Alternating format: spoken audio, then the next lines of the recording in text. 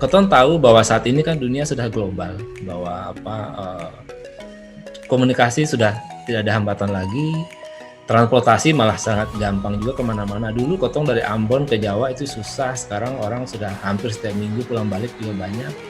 Banyak yang punya keluarga di Jakarta, di Ambon pulang balik juga banyak dan lain-lain.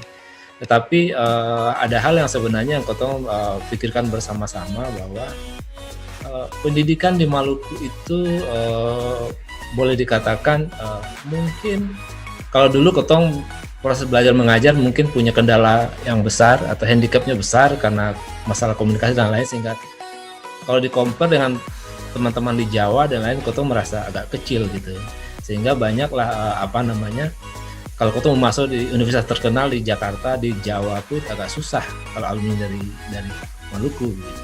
Kalaupun ada, orang itu sudah sangat spesial dan luar biasa. Nah, tetapi buat daerah lain di Sumatera dan di Bali, mereka masuk ke universitas di Jawa maupun yang terkenal pun itu hal yang biasa gitu. Ada malah di universitas di Sumatera begitu, daerah kecil, di kota kecil, satu kelas itu bisa lebih dari setengahnya masuk di universitas favorit di Jawa begitu. Buat kita di Maluku itu agak-agak susah gitu. Nah, poin beta adalah bahwa Kotong dulu semua sama-sama belajar di Ambon, sama-sama besar di Ambon. Tetapi beranjaknya waktu, tetapi ternyata kemajuan yang untuk mengejar basudara yang di Indonesia Barat ini agak lambat gitu. Mungkin ini boleh tahu kira-kira apa kendalanya buat Kotong rasakan, karena basudara ini semuanya Kotong teman-teman semua di berbagai negara sudah eksis. Ternyata Kotong tamatan Ambon itu juga bisa eksis di mana-mana, bisa compete dengan orang di negara luar pun bisa gitu. Tapi untuk compete itu kan harus punya ilmu dulu gitu. Nah, ilmu yang paling utama kan dapat dari universitas. Kalau universitasnya itu lebih baik, tentu peluang bekerja, peluang untuk berkarirnya akan jauh lebih baik juga gitu. Kira-kira mungkin dari itu yang beta coba buka. Mungkin dari pertama dari Cynthia dulu yang dulu pernah di Indonesia. Kira-kira bagaimana pandangan Cynthia dengan kondisi seperti ini? Apa yang harus Kotong Basudara di Ambon lakukan agar bisa lebih cepat mengejar kalau tidak dikatakan tertinggal, tapi mungkin agak terlambat daripada teman-teman Basudara Indonesia Barat yang lain? Apa yang harus dilakukan begitu?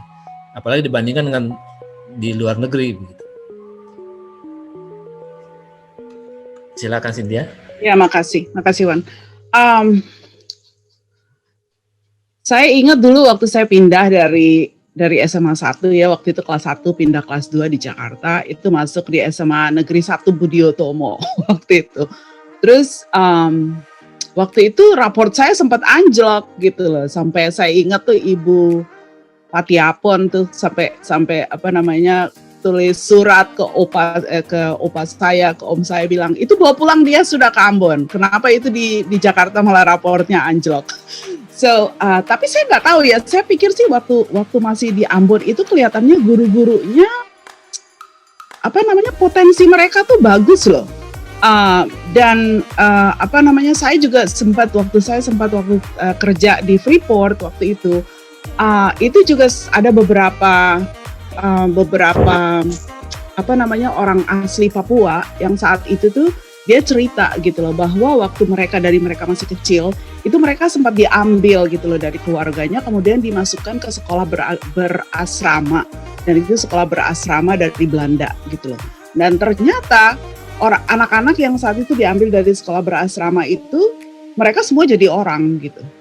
So, jadi saya juga nggak tahu ya, saya nggak bisa ngomong juga bagaimana sistem pendidikan di Ambon karena saya juga udah lama nggak kontak gitu lah, jadi takut salah ngomong juga gitu ya. Tapi kalau menurut saya sih mungkin yang bisa diperbaiki dari sistem pendidikan kita adalah bagaimana melatih anak-anak untuk bisa berpikir kritis. Critical thinking itu penting gitu loh, dimanapun gitu loh, kemanapun profesi apapun itu critical thinking itu penting gitu. Jadi saya ingat tuh waktu dulu tuh opa saya tuh sering ngajar opa saya tuh guru matematika gitu. Jadi hafalan itu tuh penting gitu loh, ngafal. Sorry about that. Jadi ngafal gitu ya. Nah, jadi kita itu tuh anak-anak di sekolah kita tuh kebanyakan tuh ngapal gitu loh, tapi mereka tuh nggak dilatih untuk bagaimana berpikir kritis. Nah, kalau saya pikir sih mungkin itu sistem pendidikan yang perlu dirubah gitu loh. Jadi guru tuh harus lebih kreatif. Di sini tuh anak-anak sekolah mereka sering dikasih project, mereka sering disuruh nulis. Jadi dengan banyak menulis itu kan juga melatih mereka untuk proses berpikirnya itu ya, proses berpikirnya itu diajarkan untuk secara teratur. Kadang tuh saya suka terpesona gitu loh kalau lihat orang-orang barat ya khususnya gitu. Kalau mereka ngomong tuh itu thought prosesnya tuh bagus banget gitu loh.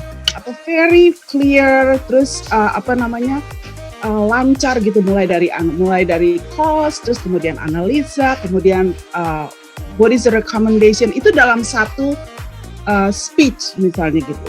Jadi saya pikir tuh karena pendidikannya tuh proses pendidikannya berbeda, karena anak-anak tuh dari kecil udah diajar untuk nulis, anak-anak dari kecil tuh udah diajak untuk being creative gitu loh. Jadi mereka tuh kalau misalnya ada di sekolah tuh bikin project gitu loh, kemudian di university itu juga diajarin tentang critical thinking. Jadi kalau misalnya itu kita bisa perbaiki, dan saya rasa itu bukan cuma di Ambon aja ya, itu kayaknya seluruh sistem pendidikan nasional kita memang seperti itu gitu loh. Jadi kalau memang kita bisa merubah itu, mungkin itu akan membuat masa depan daripada anak-anak di Ambon atau di Indonesia itu lebih accept the challenge gitu loh, globally. Ya, terima kasih. Kita beralih ke Venska. Mungkin Venska yang ketong tahu bahwa kalau lihat di berita-berita di Indonesia bahwa Bali yang mungkin di luar Pulau Jawa itu sekarang pendidikannya jauh lebih maju loh.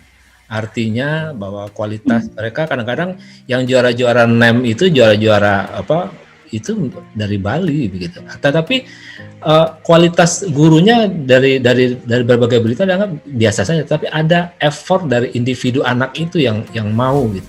Apalagi sekarang kan dunia global, apapun di YouTube bisa dipelajari. Saya usah pakai guru pun sekarang sekolah di Indonesia pun sekarang kan lewat online. Tetapi anak-anak kalau kesulitan mereka nyarinya ke YouTube tuh, tidak seng tanya ke guru gitu. Nah, ini kan harus ada inisiatif yang besar itu. Nah, inisiatif besar ini kan yang melahirkan orang-orang yang bisa kreatif, lebih maju, bahwa sumber informasi bukan guru saja gitu. Nah, mungkin Enta punya pengalaman banyak di Jepang, di Kanada dan lain. Apa yang berikan masukan buat ketong di Ambon gitu? Silakan. Mungkin beta mulai dari pengalaman waktu SD, sempat 1 tahun di Australia. Beta kelas 5 SD itu di Australia, kelas 1 di Jerman. Jadi beda sekali sistem, karena itu mulai dari pendidikan dasar. Itu pendidikan tuh pada waktu anak-anak dalam usia 6 sampai 12 tahun itu brainnya itu seperti sponge. Itu saat dimana mendidik dan memberikan skill yang terbaik, norma pendidikan, sistem yang baik, itu mulai dari situ. Di Australia kita ingat ketong sing banyak belajar bahafal, ada 1 hari penuh yang ketong cuma ke museum. Jadi di museum ketong belajar, ada 1 hari penuh ketong cuma ke zoo. Terus ada hari Jumat itu basically hari Jumat itu semua olahraga, hari olahraga.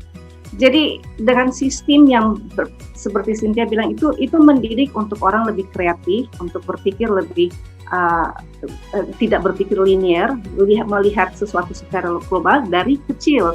Dan itu sangat penting karena kemudian harinya itu membentuk confidence. Anak itu bisa belajar merasa lebih confidence dari dasarnya.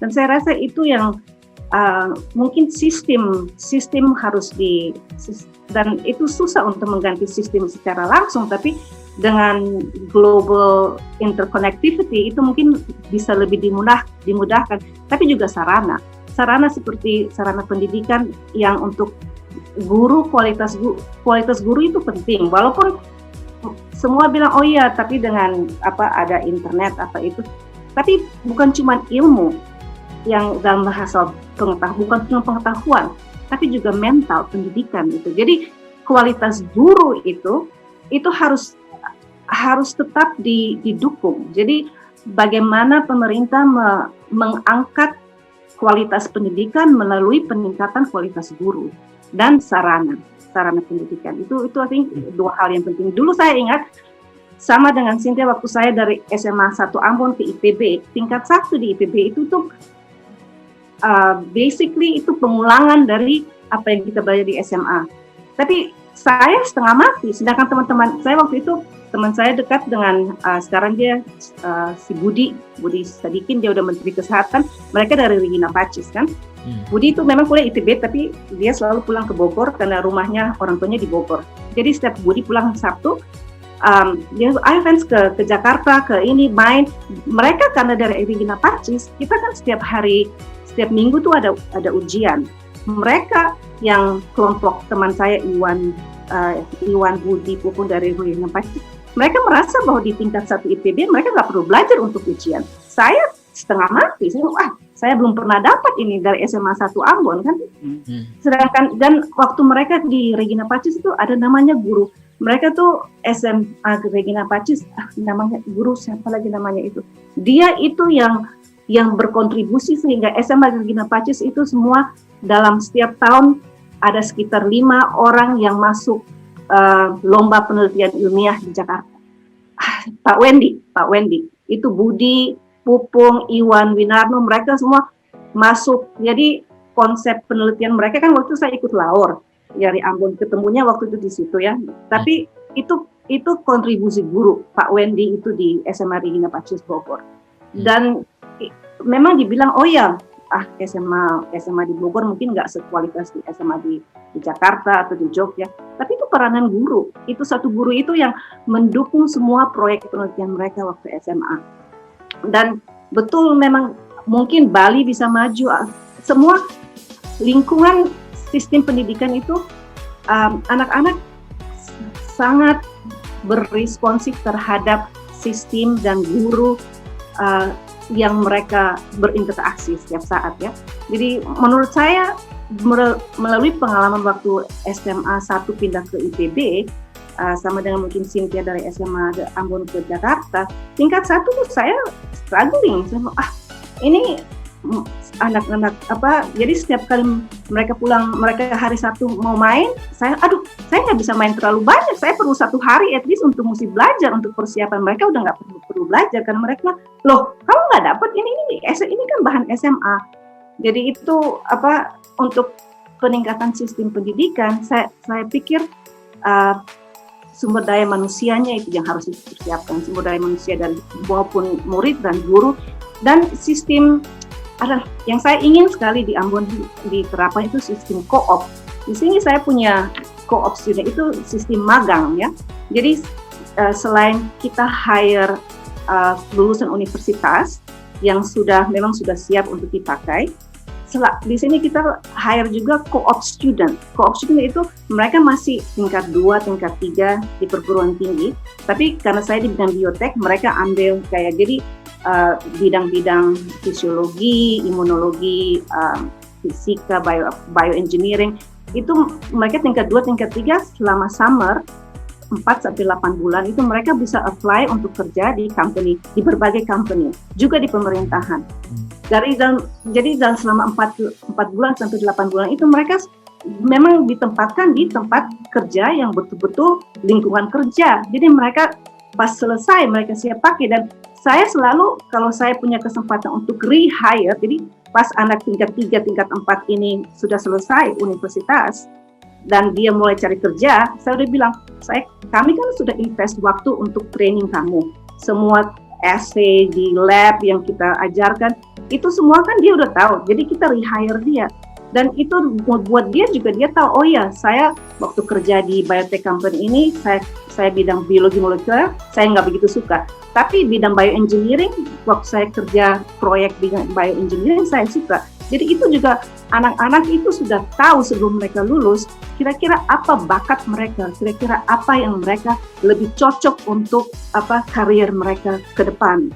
Dan hal itu yang waktu kita selesai SMA, ya visi untuk karena Maluku punya banyak bidang perikanan, saya suka ke bidang perikanan.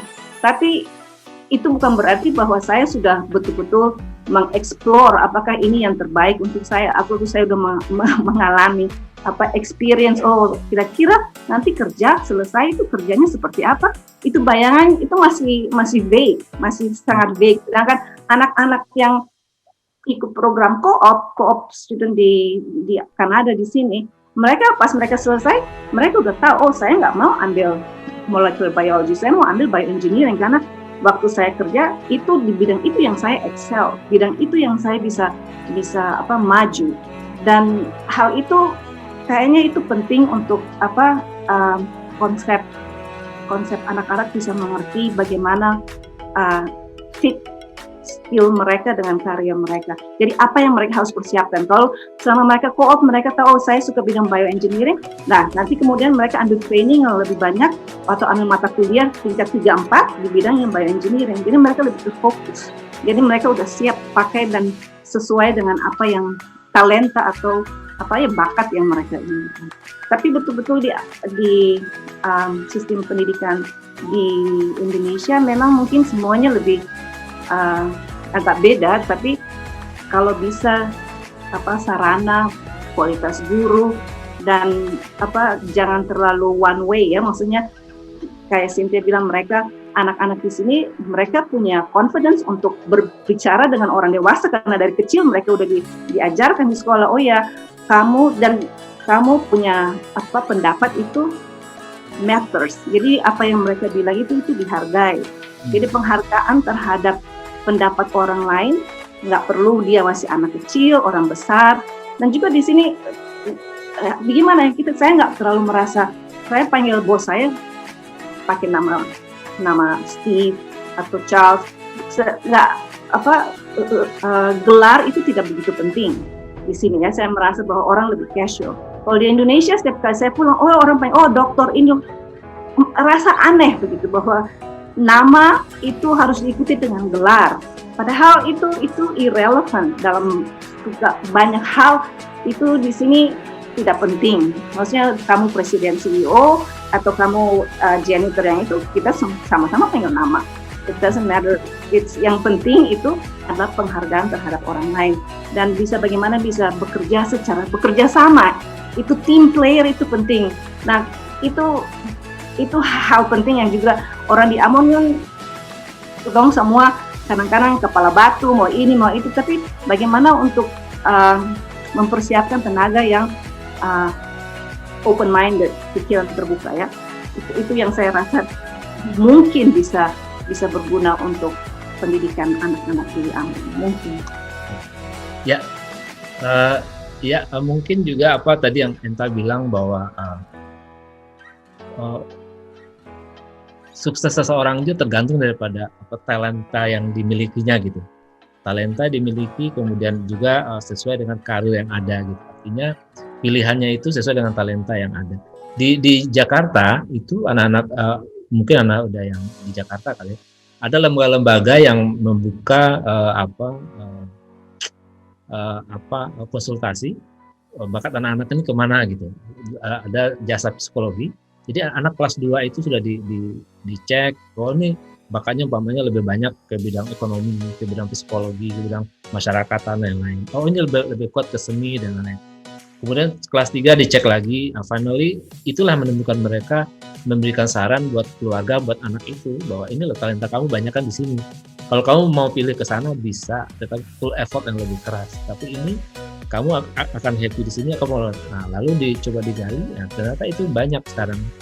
Jadi sehingga pilihan-pilihan anak-anak itu terbuka, bahwa pilihan itu kan tidak hanya dunia pendidikan, ada juga seni, ada juga olahraga dan lain-lain. Itu semuanya pilihan hidup gitu loh. Dan itu semua punya karir masing-masing gitu. Beta tanya ke Welna deh, Welna mungkin ada masukan apa buat Mbak Saudara di Ambon, silakan. Di unmute dulu, di unmute. Oke. Belum. Ya. Kalau untuk saya karena ini sudah 3 semester ya, saya kasih belajar student-student Unpati umur 18 tahun sampai 27 tahun. Begitu juga guru-gurunya mereka. Mereka bilang kondisi belajar mereka itu bahasa Inggrisnya kayaknya nggak banyak dipraktis gitu. Katanya orang Ambon itu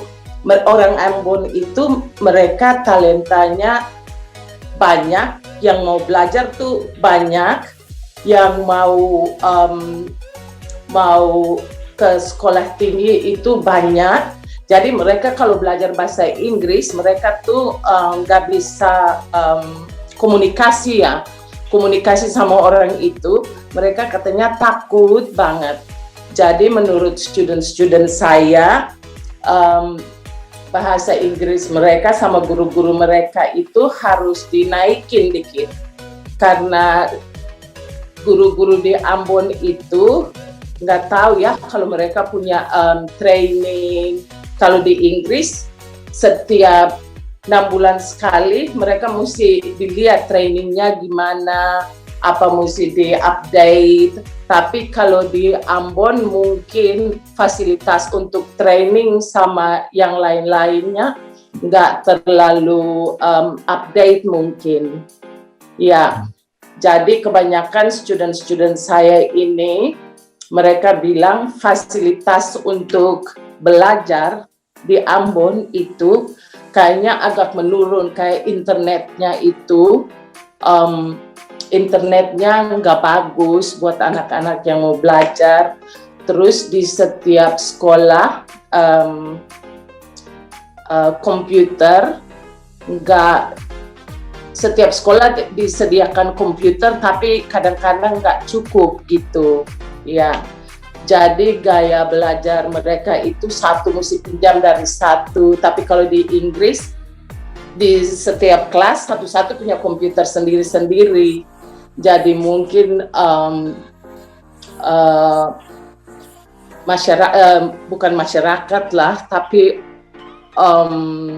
DPR ya, kantor-kantor di Ambon mungkin mesti lihat juga fasilitas kasih belajar anak-anak di Ambon sama guru-gurunya biar agar ditingkatkan sedikit. Seperti yang Fenska udah bilang, gaya belajarnya mesti dilihat, bidangnya itu setiap tahun tuh ada tingkat naiknya apa enggak. Jadi begitu aja dari saya mengenai Ambon. Ya, terima kasih Welna. Ada tambahan lagi untuk mendapatin bahwa di samping sarana juga memang ada kondisi di Ambon yang tidak mendukung untuk proses pendidikan sekarang seperti internet dan lain-lainnya. Mudah-mudahan ini didengar. Kemudian ke Susan mungkin silakan. Ya, terima kasih Wan. Kalau menurut beta sendiri, pada dasarnya semua anak-anak itu orang punya semua bisa, ya, semua bisa. Dia punya IQ-nya atau dia punya tingkat ininya, semua bisa. Tapi mungkin kemungkinan besar itu ya dari tingkat pendidikan, misalnya dari tenaga guru, dosen, dan juga fasilitas seperti tadi yang Welna bilang, fasilitas, dan juga yang paling penting juga menurut beta itu peranan pemerintah daerah. Pemerintah daerah untuk mendukung anak-anak itu. Misalnya kalau lihat anak-anak itu dia bisa ada punya sesuatu yang baik, misalnya dalam bidang musik atau dalam bidang olahraga atau dalam bidang apapun juga, coba didukung untuk bisa ke tingkat nasional misalnya, seperti itu. Jadi ada motivasi untuk yang lain juga, untuk anak-anak yang lain gitu. Itu yang menurut beta juga yang sangat paling penting perlu diperhatikan ya. Jadi saya tahu sejauh ini apakah memang pemerintah daerah sejauh mana dia punya peranan di sana, apakah memang ini, tapi karena orang sudah lama keluar dari Ambon dan beta juga sudah lama beta pas SMA beta langsung Jakarta, kemudian tidak keluar, jadi kurang tahu perkembangan sekarang seperti apa. Gitu. Tapi seperti yang pengalaman Welna yang sekarang yang Welna bikin itu sangatlah baik ya, untuk untuk memajukan anak-anak, orang punya anak-anak Maluku yang ada di sana. Karena anak-anak tuh pasti pintar, mereka pasti mau, kemauan keras mereka tuh pasti ada.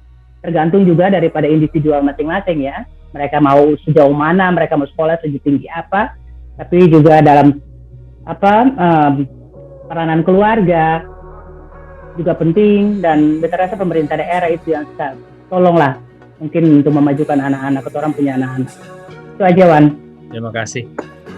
Uti, silakan Uti, apa yang akan disampaikan tentang masalah ini? Ya, beta setuju dengan Susan. Pemerintah daerah mesti penting, dia punya peranan yang penting untuk ini. Beta sejauh ini saya terlalu lihat selama ini pemerintah daerah punya punya usaha untuk terutama untuk memajukan pendidikan ya. Kita sendiri saya bisa komentar terlalu banyak mengenai keadaan yang seperti Venska dan juga Cynthia bilang. Karena beta kalau mau bilang sebenarnya beta ini cuma orang bermain kandang. Artinya beta selama ini selalu besar kerja sebelum beta pindah ke sini. Beta mulai dari SD sampai SMA sampai perguruan tinggi pun beta di Ambon gitu. Jadi beta sempurna bisa membedakan, memposisikan beta pun diri dengan orang di luar. Beta bisa dalam hal ini ya. Jadi beta sulit untuk posisikan dia. Tapi terlepas dari itu, yang beta bisa bilang memang kualitas guru mungkin yang penting, yang seperti yang Enta dengan Cynthia bilang, kualitas guru itu penting. Tapi ada hal-hal lainnya juga yang mungkin bisa ketong pikirkan ya. Mungkin bukan cuma di Ambon, tapi juga di secara luas di Indonesia. Ada pelajaran terlalu banyak buat anak-anak. Kalau menurut beta, pelajaran terlalu banyak. Hal-hal seperti beta bukan suka bahwa pendidikan agama itu ada, tapi pendidikan agama itu yang perlu dinilai sebenarnya. Itu pendidikan moral, pendidikan yang pekerti dalam kategori begitu. Sebenarnya jangan dimasukkan dalam beban pelajaran anak-anak. Jadi hanya fokus pada contoh di sini pelajaran sangat sedikit. Jadi anak-anak fokus hanya pada pelajaran tertentu. Contoh di sini hanya matematika misalnya, bahasa dan lain sebagainya. Kemudian juga waktu kita orang beranjak di universitas, misalnya di universitas, kita orang juga punya pelajaran mata kuliah umum banyak seperti bahasa Indonesia, bahasa macam-macam lah, banyak yang menurut beta irrelevant. Contoh macam beta anak sendiri, dong begitu masuk perguruan tinggi langsung fokus di dong punya yang fokus di bidang yang orang ambil gitu. Jadi ada banyak hal, contoh misalnya kurangi itu. Kemudian sedari kecil mungkin seperti yang Enta alami dia sekolah di luar dan segala macam, kepercayaan diri mungkin ya. Dan beta juga alami dengan beta punya anak-anak di sini, di mana orang diajarkan dari kecil untuk tampil di depan. Jadi bicara itu baik. Seperti yang Ente tadi sudah bilang, dong punya cara bicara itu sangat flow-nya paling enak gitu, dari dia menyampaikan pembukaan sampai dengan kesimpulan itu enak. Itu karena orang dari kecil diajarkan untuk tampil, untuk memberitakan sesuatu, diajarkan dengan memberikan speech yang pendek saja. Jadi itu yang beta rasa penting. Beta sendiri pun karena mungkin pengaruh dari pendidikan di Indonesia waktu itu sampai dengan sekarang ini pun beta punya confidence dibanding dengan orang lain, mungkin teman-temannya lain mungkin agak terlalu baik lah. Dan beta bisa bukan cuma itu ya, tapi kalau beta mau banding dengan kebanyakan orang Asia, terlepas dari orang India, mungkin orang punya confidence mungkin mirip orang Cina, orang itu confidence juga low. Beda dengan anak-anak yang sudah lahir di sini dan sudah besar di sini. Terlepas dari dia punya race, orang punya confidence sama dengan orang di sini. Tapi orang-orang seperti ketorang ini yang baru migrate, yang ketorang tumbuh dan dibesarkan oleh pendidikan di Indonesia, ketorang punya confidence kayaknya rendah. Jadi confidence itu penting. Terus banyak juga hal-hal pelajaran yang ketong ajarkan itu kebanyakan seperti hafal, ketong sental dia pun aplikasi kemana. Kadang-kadang itu juga sulit untuk pikirkan matematika ini dia pun aplikasi ke itu apa, sulit. Padahal anak-anak di sini dorang tahu. Jadi aplikasi pelajaran ini untuk aplikasi apa dorang tahu. Terakhir mungkin kita pun poin yang terlalu banyak serius lah, misalnya untuk anak-anak di bawah, anak-anak SD itu lebih baik bermain lebih banyak. Beta lihat di sini anak-anak di sini bermain. Nanti pada saat year 11 dan year 12 itu baru dong perubahan luar biasa. Katanya dong punya seriusnya biasa. Tapi selama itu memang dia naiknya, tapi naik lebih hari lebih meningkat. Tapi lebih banyak mainnya. Jadi lebih banyak mainnya. Jadi orang mau pergi ke sekolah pun, contoh macam beta dulu di Indonesia itu kayaknya suka mau pergi sekolah. Beta pun anak waktu pertama kali pergi sekolah sini, hari Minggu jadi beliau mau pergi sekolah. Karena dia rasa pergi sekolah itu main. Jadi itu ada keinginan untuk sekolah. Jadi secara umum bukan cuma di Ambon, tapi kita pikir secara umum di Indonesia juga begitu, perlu dipikirkan hal itu. Tapi yang penting untuk Ambon, pemerintah daerah. Ya. Oke, terima kasih Uti. Jadi ini dari beta mungkin pertanyaan terakhir mungkin. Kalau dari tadi Ketua bicara bahwa poinnya adalah bahwa bagaimana kualitas guru, bagaimana sarana, kemudian ada peranan pemerintah daerah, dan semuanya adalah itu di luar jangkauan kotorang semua. Artinya itu udah harap pemerintah yang mengambil peran untuk meningkatkan semua itu. Tetapi ada sebenarnya komunitas-komunitas kecil yang telah coba berbuat, itu juga bisa meningkatkan kualitas juga, umpama Welna yang melakukan dari jauh-jauh dan lain. Nah mungkin yang kita tanyakan, apa sih yang bisa Kotong lakukan bersama-sama, kontribusi apa, ada sih yang Kotong bisa berbuat sesuatu untuk meningkatkan kualitas pendidikan di Ambon, atau mungkin peranan badan usaha atau kelompok-kelompok masyarakat apa begitu yang melakukan usulan bahwa, atau komunitas apa begitu, lalu secara berkala memberikan training atau memberikan masukan sehingga itu lebih nyata gitu. Kalau Kotong menunggu peranan pemerintah, menunggu kualitas guru, tetapi kalau memang situasinya begitu terus, Kotong hanya menunggu dan melihat, itu tidak akan ada perubahan apa-apa. Kenapa kita bilang begini? Karena di daerah lain itu komunitas-komunitas tertentu itu berbuat sesuatu loh buat daerahnya gitu. Mereka berbuat sesuatu membina daerahnya, alumninya berbuat sesuatu untuk membina SMA-nya, SMP-nya lah. Kontribusi nyata ini ada gitu. Artinya begini, dia datang ke SMP-nya, oh ini gurunya ini IT-nya kurang gitu. Ayo kita alumni kumpul, ini bagaimana meningkatkan, gurunya maunya apa? Mau ditrainingkan kah? Atau mau cari guru tambahan ke lain-lain? Ada kontribusi jelas gitu. Ini akan lebih memacu, mempercepat kemajuan itu daripada kita hanya berharap pemerintah, kualitas guru, tapi kita bisa berperan apa-apa. Nah, mungkin kita mau dengar dari teman-teman semua usulan apa, ada keseng buat bukan Kotong saja, tapi buat alumni yang lain atau buat masyarakat yang di luar Ambon yang sudah sukses atau apa begitu yang supaya bukan balik ke Ambon. Kalau dia mau balik ke Ambon itu luar biasa bagus, dia langsung berbuat nyata. Tapi kalau dia memberikan kontribusi dari jauh, apakah berupa informasi dan lain-lain, ini yang mungkin kita ingin tanya buat teman-teman. Dari Cynthia mungkin ada masukan begitu? Oke. Saya angkat topi sama Walna ya dengan aktivitasnya yang bisa langsung gitu berimpak kepada masyarakat di Maluku. Ya mungkin seperti Bung Irwan bilang, kalau balik ke Ambon mungkin susah gitu ya. Tapi kita kan di sini selain kita bekerja di sini, tapi kita juga ada network kan di sini gitu loh. Jadi mungkin kalau kita bisa, ini saya harap sih ini bisa menjadi sesuatu yang nyata. Saya kasih contoh ya, waktu saya masih di Hawaii, saya kerja sama dengan University of Hawaii East West Center waktu itu. Terus kemudian karena universitas saya waktu di Jakarta itu mereka akreditasinya tuh agak turun karena mereka nggak terlalu banyak riset yang seperti tadi Uti juga udah bilang gitu ya. Jadi dalam hal riset itu kita di Indonesia tuh masih lemah gitu loh. Saya tuh coba nih link mereka gitu loh. So, jadi mungkin East West Center bisa membantu gitu loh dalam hal untuk how to do research, metodologinya, terus mungkin juga down the road tuh bisa funding gitu ya. Tapi nggak ada gitu loh, respons yang balik tuh nggak ada gitu. Saya sempat kecewa juga waktu itu gitu ya, rasanya aduh ini saya pengen bantu gitu loh, tapi kok dari Indonesianya malah nggak ada respons gitu ya. Jadi saya pikir gitu loh, kita di sini Venska juga pasti punya network banyak, Uti juga pasti punya network ya. Kita tuh bisa gitu loh untuk link gitu dengan apa yang dibutuhkan di Maluku. Gubernur Murad waktu itu sempat datang ke Washington DC, saya sempat ketemu sama beliau.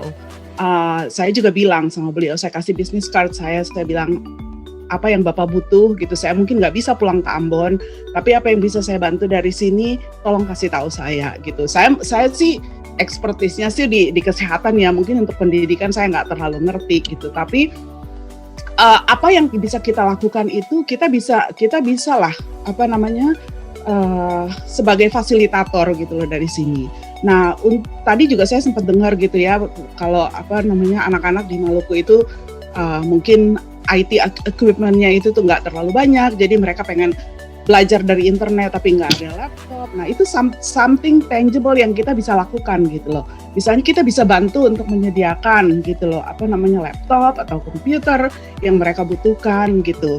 Terus satu lagi tuh yang saya kepengen banget tuh ya bisa terjadi, bisa terlaksana khususnya di masyarakat kita di Maluku itu adalah emang tadi udah sering dengar juga bahwa pemerintah daerah mungkin nggak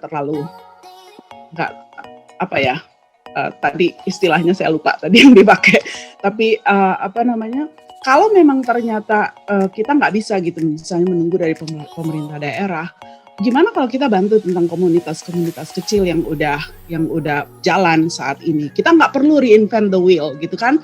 Kalau udah ada komunitas di sana yang bekerja untuk membangun untuk apa namanya pendidikan, kesehatan, economic development, kita bantulah mereka gitu loh. Jadi saya juga kepengen gitu loh, asal apa namanya ada gitu loh, apa niat besar gitu dari sana, apa namanya kita juga, saya pengen banget gitu loh bisa membantu. Tapi juga satu hal juga yang saya pingin adalah kalau nggak salah waktu itu Gubernur Murad itu bilang apa namanya budget gitu ya untuk pemerintah Maluku tuh kecil gitu loh dibandingkan dengan provinsi-provinsi lainnya yang ada di Indonesia. Nah itu sedih banget gitu loh. Gimana kita mau membangun daerah kalau budgetnya tuh nggak cukup gitu loh. Nah salah satu cara, dan ini sering dilakukan terutama di Afrika banyak gitu kan ya, even di US juga banyak gitu loh. Pakai ini grant funding gitu loh. Jadi apa namanya banyak gitu loh organisasi-organisasi atau non-profit yang di tingkat nasional maupun di tingkat internasional. Saya lihat beberapa non-profit udah kerja di Maluku seperti dari badan apa namanya, dari World Bank, terus kemudian juga ada Mercy Corps. Itu saya sempat Google gitu cari tahu apa aja sih yang udah dilakukan di Maluku gitu. Jadi kalau misalnya memang dana dari pemerintah nggak cukup, mungkin kita perlu cari cara lain. Cara lainnya gimana? Oke, apa namanya, write lah, tulis grant proposal, send to Gates Foundations, for instance, right?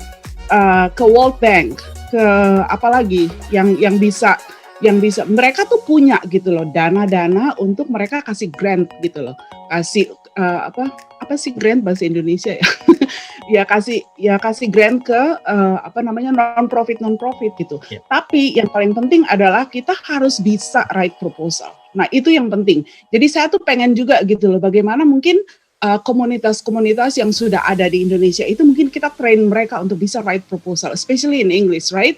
Jadi bagaimana write proposal yang bisa menarik invest daripada donatur-donatur untuk bisa funding apa namanya proyek-proyek di Indonesia. So itu yang saya kepengen gitu lihat gitu. Nah itu juga yang saya kerjakan dengan East West Center. Saya waktu itu udah ada grant writer saya gitu ya. Dia tuh bagus banget kerja di organisasi saya gitu. Saya bilang, mau nggak kalau misalnya ini jadi nih, saya bawa kamu ke Indonesia, kamu train mereka how to write the grant proposal gitu ya. Terus dia bilang, oh ya, I'm very excited about that. Tapi akhirnya nggak jadi gitu loh. Nah, apa namanya? Saya pikir tuh itu gitu. Jadi satu yang penting kita nggak perlu reinvent the wheel. Kita apa namanya bantu aja komunitas-komunitas lokal yang udah jalan. Kita apa namanya improve skillnya terutama untuk bagaimana mencari dana tambahan di luar daripada dana yang dari pemerintah. Dan untuk komunitas Indonesia yang udah ada di luar gitu loh, kita bisa aja apa namanya masukin juga sebagai donatur gitu loh. Mungkin tiap bulan gitu loh dari komunitas lokal kirim email ke kita semua, hey ini proyek kita dalam tahun ini gimana caranya? Mungkin Anda bisa apa namanya bisa komitmen untuk donasi misalnya $25 gitu loh sebulan gitu.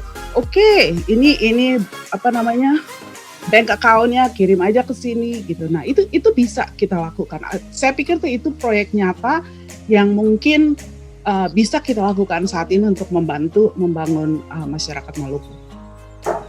Ya, terima kasih sekali Bu Cynthia, banyak informasi, dan juga yang penting kita lihat bahwa Cynthia itu walaupun sudah lama sekali meninggalkan Ambon, tetapi keinginan buat berbuat sesuatu itu masih sangat besar gitu. Artinya darah Ambon itu masih ada, bahwa walaupun jauh tetap hatinya masih dekat dengan Ambon. Terima kasih. Kemudian Susan mungkin silakan apa yang mungkin disampaikan, walaupun bidangnya berbeda, itu juga masukan yang berarti buat kita di Ambon dulu. Iya, kalau menurut beta Wan, kalau seandainya baru bertanya apa yang mau kita orang lakukan untuk anak-anak di sana, untuk kita rasa itu mungkin kita orang mungkin secara bersama-sama. Kalau secara individual itu agak susah ya. Tapi misalnya suatu komunitas seperti Welna punya, itu komunitas anak-anak Maluku, atau organisasi-organisasi yang bisa kita sama-sama bekerja sama untuk membangun daerah khususnya anak-anak. Kalau beta pribadi, beta memang akan pulang ke sana. Beta akan dalam masa pensiun, beta tua memilih untuk pensiun di Ambon. Dan beta juga pengen sekali untuk ke sana melihat dari, ya kalau kita lihat sekarang ini kok pertanyaan kadang-kadang kalau orang lihat kenapa orang sekarang ini kok masih muda-muda tuh udah ini gitu loh, udah mati, udah meninggal, bukan malah mati, meninggal. Kenapa? Apa mungkin karena dia punya pola hidup atau pola makan atau apa? Dan kebetulan beta berkecimpung di situ, dan beta ingin sekali sampai di sana, beta ingin membangun sesuatu yang memang untuk supaya menjaga kesehatan mereka atau dengan apa sesuai dengan apa yang beta punya begitu. Tapi kalau untuk jarak jauh itu memang agak sulit ya, karena kalau bolehlah kita bilang kita orang misalnya secara keuangan, secara financial orang kasih misalnya berapa, tapi apakah memang di sana itu akan terrealisasikan di sana, itu yang akan susah. Kalau kita yang turun langsung ke lapangan oke. Tapi kalau atau hanya melalui akan sampai kemana gitu, apakah bisa sampai terrealisasi ke tempat yang ditujukan gitu. Ya. Itu aja Iwan. Ya, terima kasih. Mungkin usulan yang sangat baik ya. Artinya kalau balik ke Ambon, membina generasi muda Ambon dengan kesehatan yang baik, mungkin masyarakat Ambon yang lebih baik kesehatannya, berarti peluang hidupnya lebih baik. Mudah-mudahan bisa berkarya lebih baik gitu. Lanjutnya mungkin Welna, luar biasa memberikan inspirasi walaupun sudah jauh dari kota Ambon, tetapi setelah berbuat sesuatu langsung. Nah mungkin pengembangannya bagaimana Welna? Apakah cukup buat teman-teman universitas, ataukah saya ada keinginan buat membina SMA begitu, atau guru-guru, atau bagaimana? Kalau menurut saya di Ambon itu mereka tuh sebenarnya pengen punya library yang bagus gitu loh, perpustakaan. Saya tahu selama kita tahu kalau di Ambon tuh ada perpustakaan buku, perpustakaan yang bagus di Ambon apa enggak, kita tuh belum tahu. Ada perpustakaan di Ambon ya. Perpustakaan ada kan juga ada. Perpustakaan ada. Ada ya? Perpustakaan ada. Ya. Oke. Kalau menurut beta itu perpustakaan itu mereka tuh pengen buku-buku yang anak-anak bisa ke situ, bisa relax, bikinnya kayak di England gitu loh, supaya karena di England tuh perpustakaan kayaknya penting banget buat research, buat cari ini, cari itu. Tapi di Ambon katanya kekurangan buku, kekurangan ini, kekurangan itu. Jadi nggak tahu ya, kalau kita bisa diskusi sebagai kelompok mungkin, bukan dari pribadi juga. Ya. Oke, terima kasih Welna. Mudah-mudahan dipikirkan lagi. Mudah-mudahan tadi ada usulan, ada penambahan sarana seperti komputer, ada buku-buku dan yang lainnya. Kemudian Enta nanti terakhir, kita minta Yusti dulu punya masukan. Yusti silakan. Iya tadi, iya kita memang salut dengan Welna dengan Bung Jeff Turang di Saudara Maluku Inggris. Keturang sendiri sebenarnya pernah mencoba juga melakukannya dengan Saudara Maluku di sini, tapi yang terlalu berjalan bagus. Makanya beta bilang bahwa kadang-kadang juga itu tergantung dari komunitas mana keturang berhubungan. Jadi kalau misalnya kadang juga mungkin pada saat ini mungkin yang dibina oleh Bung Jeff dengan Welna dan saudara-saudara di Inggris, dan juga kalau tidak salah dengan saudara-saudara di Belanda untuk beberapa orang yang sudah di Ambon, itu mungkin jalan baik. Dan kebanyakan yang beta lihat juga yang Saudara Maluku bahasa ini, kebanyakan orang Ambon yang di Jawa, orang Ambon yang di Jakarta yang lebih banyak juga beta ingat. Jadi contoh misalnya kembali lagi ke bagaimana keturang sebenarnya memperdayakan orang-orang di Ambon itu sebenarnya, karena beta sendiri juga keturang coba menjalankan di ketemu komunitas sendiri. Beta sedih juga mau bilang bahwa beta sebenarnya keturang menjalankan ke ketemu lingkungan sendiri di Taman Makmur sebenarnya, tapi jalan juga. Betul, saya mengerti mengkali orang Taman Makmur terlalu rasa pintar juga mengkali, jadi itu merasa yang perlu.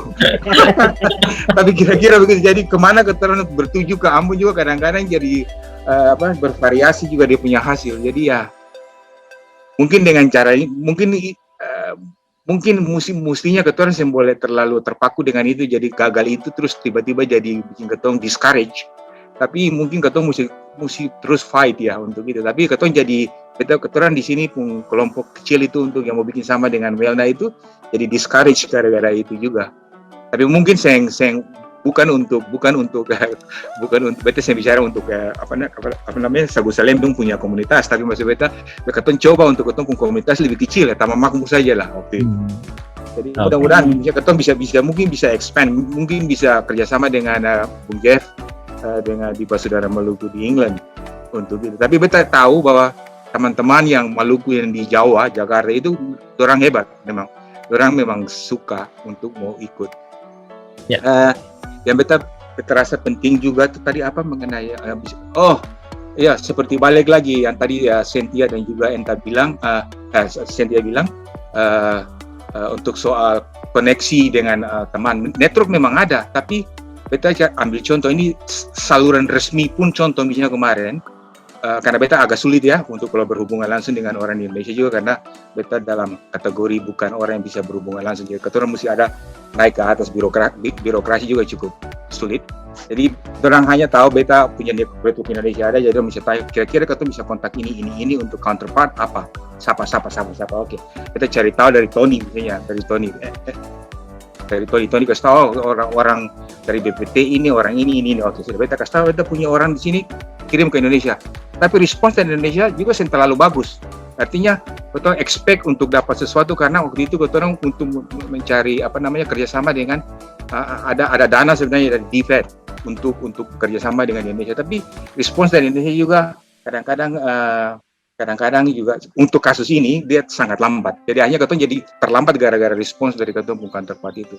Okay. Jadi ya tergantung kemana keturang secara umum, tergantung kemana keturang berkomunikasi dengan orang Indonesia juga. Kadang-kadang bikin keturang jadi kadang-kadang bisa jadi encourage keturang untuk lakukan more, tapi kadang-kadang macam beta posisi malah discourage. Betul. Terima kasih Uti. Memang tidak gampang memang kalau keturang berniat baik dan mau berbuat sesuatu, kadang-kadang itu hambatannya juga tidak kecil gitu loh. Malah keturang ingin berbuat baik pun belum tentu yang menerima pun juga senang. Itu yang harus keturang siapin. Keturang ingin berbuat sesuatu dengan kebaikan pun buat orang lain maupun buat komunitas, tetap aja sisi-sisi ada orang yang melihat sisi-sisi lainnya gitu. Jadi keturang yang ingin berbuat memang harus menyiapkan mental jauh-jauh. Mungkin closing dari Vensa mungkin terakhir yang tadi kita ceritakan bahwa bagaimana sih keturang ingin bisa mempercepat supporting apa yang bisa keturang lakukan, mungkin bukan keturang tapi bagian usulan buat komunitas-komunitas lain sehingga mempercepatlah kondisi percepatan pendidikan dan lain-lain di Ambon, karena Enta bisa lihat secara global apakah ada contoh di sana yang mereka lakukan untuk membina komunitas yang relatif kurang maju dibandingkan dengan yang lain, lalu mereka saling mengangkat gitu loh. Nah mungkin silakan Enta yang silakan. Makasih Iwan.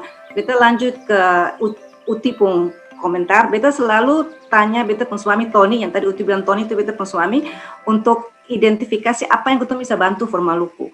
Karena dia sekarang di Bappenas untuk Indonesia Climate Change Trust Fund. Jadi dia selalu ke Washington DC, dia dapat fund, Indonesia dapat funding dari World Bank, dari ADB untuk bagaimana mensupport petani, mensupport orang-orang yang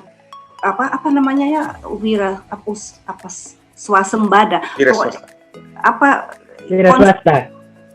Iya, konsep. Jadi untuk di Ambon dia pernah kasih proyek untuk petani di Saparua yang dorang bikin organic farming atau something like that.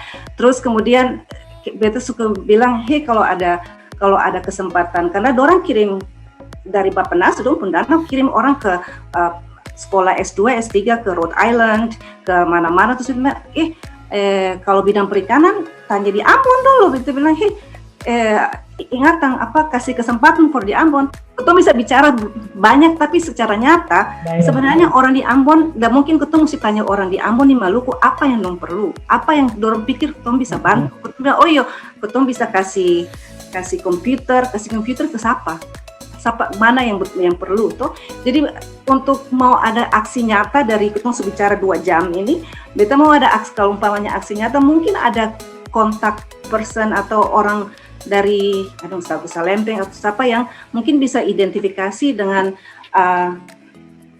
contohnya ada kelas yang bikin cerdas timur atau timur cerdas, itu yang mempersiapkan anak-anak for TOEFL, for itu mungkin kita bisa sponsor 5 orang yang berbakat yang mau persiapkan TOEFL. Itu kan aksi nyata yang kayak mungkin kita bisa bantu secara finansial atau bantu kasih kita sih tahu apa gitu, tapi sebenarnya yang kita mau bantu, tapi yang di sana yang mesti kasih tahu apa sebenarnya dong perlu. Jangan kita kasih bantuan, apa yang kita kasih bantuan, kita mau bantu, tapi dorang di sana dorang yang kita yang perlu ini, atau kita belum siap, mau berangkat ke luar negeri, ini uang beasiswa, sayang kita yang bisa kirim orang karena orang ini masih dibutuhkan di sini.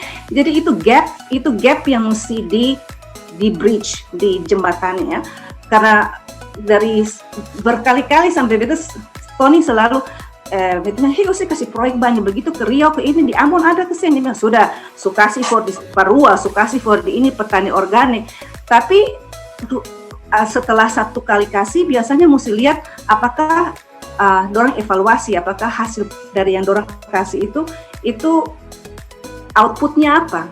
Kalau outputnya bermanfaat dikasih lagi, perbanyak. Tapi kalau outputnya habis kasih 1 kali, habis 1 tahun, 2 tahun, ternyata output dari kelompok petani jahe di Riau tuh jauh lebih penting, atau dari orang-orang di Jogja yang dorang kasih uang untuk bikin energi dari pupnya kerbau. Itu jauh lebih untuk climate change, karena dorang mesti bertanggungjawabkan ke World Bank kan. Jadi hal-hal begitu secara nyata, beta tuh sembihnya apa beta selalu suruh beta ke suami, beta selalu bilang Tony karena dia yang punya dia yang di Indonesia yang dia lebih mengerti sistemnya. Kayak dia bilang sekarang dia di Riau, orang Ambon di hire di Riau for urus perkebunan sagu di Riau. Beta kenapa ketong saya bikin pusat teknologi sagu di Indonesia di Ambon, itu ketong sumber daya yang orang lain pakai. Orang pakai ketong orang kirim ke Riau, sekarang orang Ambon dikerja di Riau for perkebunan sagu. Padahal ketong sumber daya yang harusnya kalau ketong orang kembangkan teknologi, kalau ada sarana, ada dukungan dari pemerintah daerah, dukungan dari universitas, ketong bisa bikin pusat penelitian. Nggak usah mungkin kita punya cita-cita mungkin pusat teknologi untuk sagu, untuk semua ketong sumber daya yang jangan orang bawa keluar, tapi hambatannya secara real mungkin sumber dayanya belum siap. Jadi itu yang selalu jadi beta pun dilema, pun challenge ya. Maksudnya apa yang ketong bisa berikan yang secara nyata dong perlu dan dong siap terima. atau yang memang dorang yang identify ketong perlu 10 orang belajar TOEFL atau masuk di Belmad program untuk persiapan scholarship kemana, atau untuk pelatihan yang diperlukan sesuai dengan dorang keperluan. Karena setiap kali kita bicara Kak, ini dong bikin pelabuhan di sana sini di pelabuhan ikan, Ambon kan ikan paling banyak. Dia bilang pertama Ambon bisa jadi lumbung ikan nasional, tapi yang ada cold storage pertama, pelabuhan yang memadai. Bagaimana kita mau jadi pusat pelabuhan lumbung nasional? Jadi infrastruktur itu balik lagi kembali ke pemerintah daerah, ke yang lain. Tapi bagaimana pemerintah daerah, walaupun Cynthia bilang dana sedikit, jadi harus berpikir strategis di bagian mana dana itu yang harus ditaruh untuk dikembangkan, seperti Ambon bagian perikan, sagu, gas, ikuti lebih tahu yang gas misalnya, jangan sampai kutong gas misalnya jadi Freeport kedua, toh itu yang itu masalah ekoturism. Kemarin beta Tony lagi nonton orang free diving, orang Eropa yang datang khusus di Indonesia untuk tunjukkan kekayaan ikan Indonesia. Terus dia tahu dia mau bilang dia di mana. Terus ada orang chat bilang, oh kamu di mana? Dia mau bilang, tapi tiba-tiba keluar motor DE terus bawahnya Alang Liliboy. Terus dia taruh dia punya YouTube free diving dengan ikan-ikan semua dengan orang-orang Ambon Alang Liliboy di YouTube. Dia pun income banyak sekali karena dia orang yang like itu lebih dari 1 juta. Jadi ketemu sumber daya orang dari Eropa jauh-jauh datang bikin YouTube, dia dapat uang paling banyak. Dan makanya itu bagaimana ketemu orang bisa gunakan platform. Kalau YouTube kan sekarang orang bisa pakai yang perlu dari mana kan. Jadi TikTok, YouTube. Jadi coba berpikir kreatif bagaimana supaya jangan orang luar yang semua ada keuntungan dari. Betul, itu motor DE, terus chat. Oh Ambon ini ikan-ikan yang sangat besar-besar, Ambon Liliboy. Ambon Liliboy. Terus dia ini ternyata dia pergi ke seluruh daerah di Indonesia untuk free dive. Dari situ dia punya YouTube, dia dapat income paling banyak. Itu dia punya income. Pergi di Ambon bikin YouTube, that's it. Itu baru minggu lalu. Iya. Oh, jadi ini yang nyata-nyata aja lah. Yang nyata-nyata maksudnya ketong mau sekali bantu, tapi mungkin ketong bukan orang yang tepat untuk identify apa yang dorang perlukan. Kayak jadi bagaimana kalau ketong bridge, ketong gap, jadi action itemnya tanya dulu di sana, mungkin dari SMA 1 mungkin alumni SMA 1, tanya guru, tanya sekolah apa yang mungkin bisa dibantu, apa yang dorang perlukan. Nanti orang usahakan secara komunal gitu, secara komunitas, apa yang kita bisa bantu yang realistik, yang memang dorang dorang perlu bantuan itu. Karena setiap kali beta baku tanya dan Tony aduh, Tony bilang, hey, beta suka si beasiswa, suka si yang proyek yang proyek ICCTF di Saparua di ini, tapi outputnya tuh kayak Uti bilang, ada respons sama sekali kadang-kadang. Iya, jadi apa yang missing, apa missing link untuk mau betul-betul mesti identify gapnya tuh apa. Mungkin orang yang orang kontak di sana yang mungkin perlu identify supaya betul-betul kerjasamanya itu bisa produktif. Itu saja kali. Ya, terima kasih teman-teman. Wellness keluar siang papa. Sudah 2 jam lebih ketemu bicara. Beta saya mau simpulkan, biarkan dia menjadi informasi yang begini, karena diskusi ini bukan buat disimpulkan. Wellness masuk lagi. Nah, beta poin adalah mudah-mudahan informasi ini hanya sampai di sini, bakal didengar oleh banyak orang, bermanfaat buat banyak orang. Bahwa ada keinginan dari saudara yang ada di luar Ambon ini ingin berbuat sesuatu, keinginan itu besar, tetapi masih butuh tadi Enta bilang ada bridge-nya, ada jembatannya bagaimana untuk mengimplementasikannya. Artinya Kotong juga harus sadar bahwa masing-masing Kotong punya kesibukan masing-masing juga. Mungkin juga Kotong bisa full untuk support itu, tetapi tetap keinginan untuk berbuat itu ada. Oke, teman-teman, terima kasih sekali mohon atas kehadiran hari ini. Mohon maaf kalau Beta ganggu dong punya waktu. Selamat hari libur, hari Minggu buat Uti. Yang lain masih ada Sabtu ya. Lalu Belum. yang di Eropa udah tengah malam ya. Mohon maaf. Belum. Oke. Hampir jam 12. Jam 12. Oke deh. Oke deh. Terima kasih. Ya. Oke, makasih Wan. Sampai jumpa. Dadah. Thank you. Thank you. Bye-bye. Terima kasih ya. Thank you. Dadah. Itu ya.